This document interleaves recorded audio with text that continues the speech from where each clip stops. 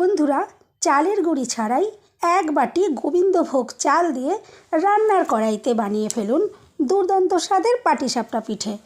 পাটিসাপটা তো অনেকভাবেই খেয়েছেন, তবে আমি আজ যেভাবে বানিয়ে দেখাবো, যদি না বানিয়ে থাকেন এভাবে একবার বানিয়ে দেখুন। যেমন সহজ তেমনি টেস্টি, আর ননস্টিকের প্যান লাগবে না, নর্মাল রান্নার কড়াইতে খুব সহজে বানাতে পারবেন। একটা পিঠেও কড়াইতে আটকাবে না বা ভেঙে যাবে না। সম্পূর্ণ ভিডিও দেখতে থাকুন। রেসিপি ভালো লাগলে লাইক, শেয়ার, কমেন্ট ও সাবস্ক্রাইব করে পাশে থাকবেন। দেখে নেওয়া যাক আজকের রেসিপি।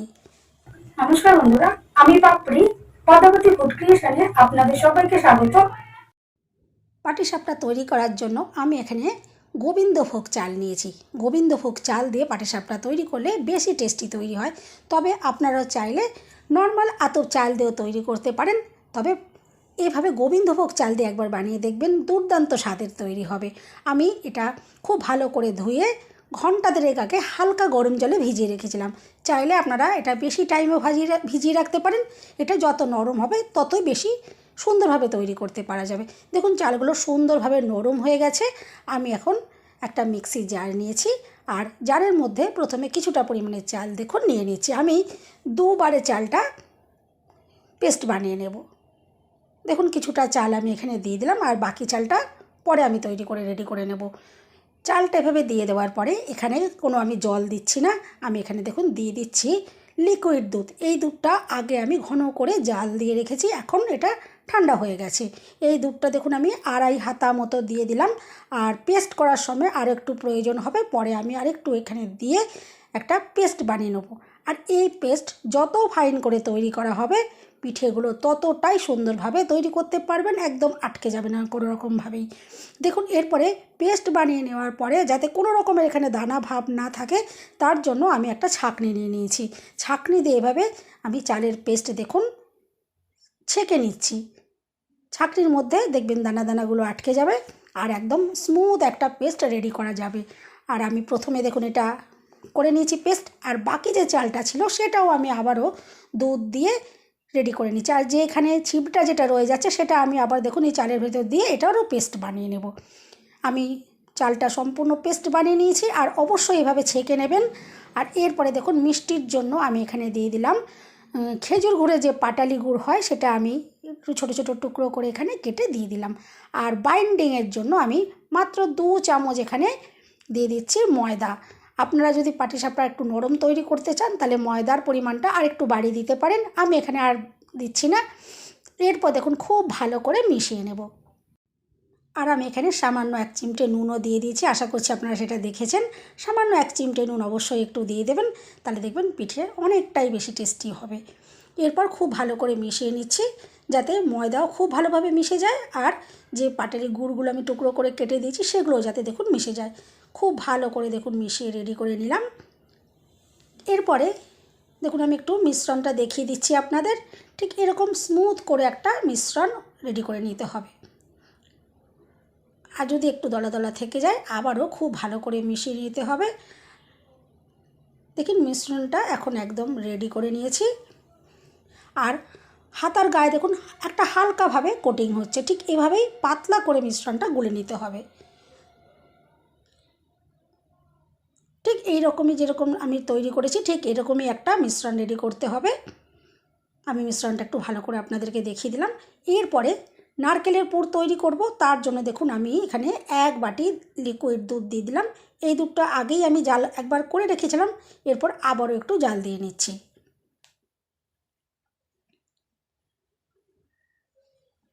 দুধটা খুব ভালো করে ফুটিয়ে নিলাম। এরপরে এখানে আমি দিয়ে দিচ্ছি কোরানো নারকেল।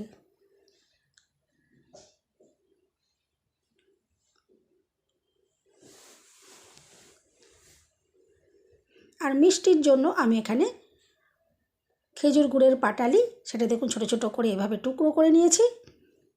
এই শীতকালে এভাবে খেজুর গুড় দিয়ে পিঠে তৈরি করলে পিঠে কিন্তু অনেক বেশি টেস্টি হয়। তবে আপনারা চাইলে চিনি দিয়েও বানাতে পারেন, তবে আমি বলবো এই শীতে কিন্তু খেজুর গুড়ের স্বাদটাই আলাদা। খেজুর গুড় দিয়ে অবশ্যই করার চেষ্টা করবেন, খেতে দুর্দান্ত হবে।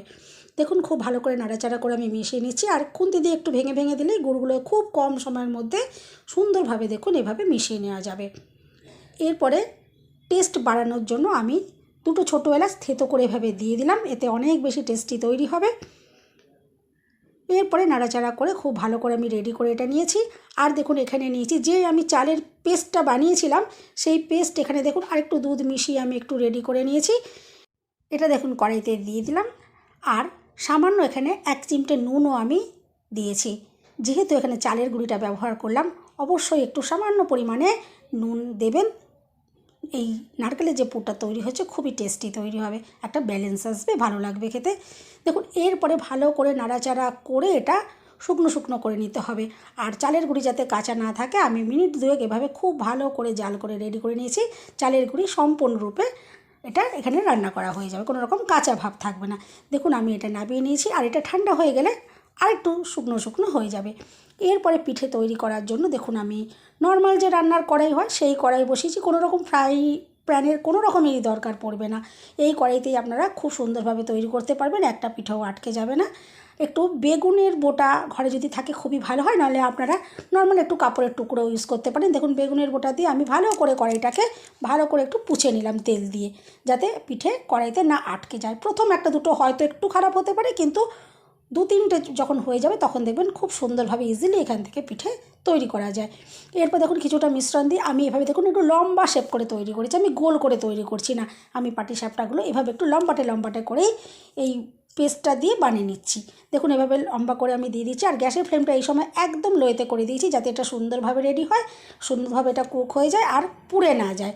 আর দেখুন যেই নারকেলের পুরটা আমি তৈরি করে রেখেছিলাম, পুরটা দেখুন এক সাইডে এভাবে দিয়ে দিচ্ছি, আর এত ইজিভাবে উঠে যাবে। দেখুন হাত দিয়ে এভাবে তুলে নেওয়া যাবে, তবে যদি অভ্যেস না থাকে গরমে হাত দেবেন না, একটা খুন্তি দিয়ে এটা উল্টে নেবেন। দেখুন কত ইজিলি কড়াই থেকে পিঠে উঠে গেল, একটা পিঠেও ভেঙে যাচ্ছে না বা কড়াইয়ের গায়ে দেখুন আটকে যাবে না। ননস্টিক প্যানের কোনো রকমের প্রয়োজন পড়বে না। দেখুন বেগুনের বোটা করে আমি একটা পিঠে হয়ে যাওয়ার পর আবার একটু তেল দেখুন সামান্য পরিমাণে, একদম বেশি নয়, সামান্য পরিমাণে দেখুন আবারও আমি কড়াইটাতে একটু লাগিয়ে দিলাম। আর এরপর দেখুন মিশ্রণ আবারও নিয়ে নিয়েছি, আর এই মিশ্রণটা ঠিক আমি যেরকম পাতলা করে গুলেছি ঠিক এভাবেই পাতলা করতে হবে, তবে এর থেকে বেশি পাতলা নয় আর এর থেকেও নয় গাঢ় নয়। এভাবে পাটিসাপটা যদি অনেক পাতলা পাতলা তৈরি হয় তবে কিন্তু সেই পাটিসাপটাগুলো খেতে খুবই সুন্দর তৈরি হয়।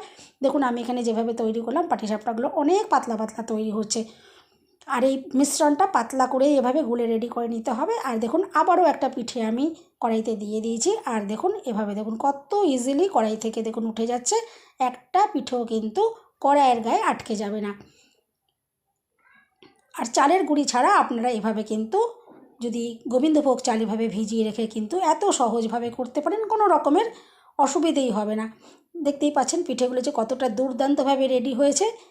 আমি একে একে পিঠেগুলো সব রেডি করে নিয়ে তারপরে আমি আপনাদেরকে দেখাবো। দেখুন আমি আরেকটা পিঠেও একটু তৈরি করে দেখিয়ে দিলাম, প্রত্যেকটা পিঠে এরকম সুন্দরভাবেই উঠে যাবে আর খেতে অসাধারণ লাগবে।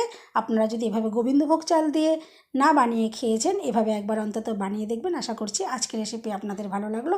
দেখুন আমি একে একে পিঠেগুলো সব তৈরি করে নিচ্ছি, তারপরে পিঠে আপনাদেরকে একটু ভেঙেও দেখাবো যে পিঠে ভেতর থেকে কতটা সুন্দরভাবে রেডি হয়েছে।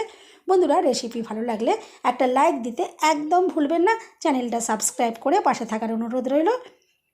সবাই সুস্থ থাকবেন, ভালো থাকবেন, দেখা হবে নেক্সট ভিডিওতে। ভিডিওটা শেষ পর্যন্ত দেখার জন্য সবাইকে রইল অসংখ্য অসংখ্য ধন্যবাদ। আর বন্ধুরা এই পিঠে সঙ্গে সঙ্গে বানিয়ে না খেয়ে পরের দিনে যদি খাওয়া যায়, এই পিঠের স্বাদ কিন্তু অনেক সুন্দর হয়। আপনারা এভাবে বানাবেন, আর এভাবে চাল ভিজে যদি না বানিয়ে খেয়ে দেখেন, এভাবে একবার অন্তত গোবিন্দভোগ ঘরে চাল যদি থাকে এভাবে একবার ভিজিয়ে আর বানিয়ে খেয়ে দেখবেন।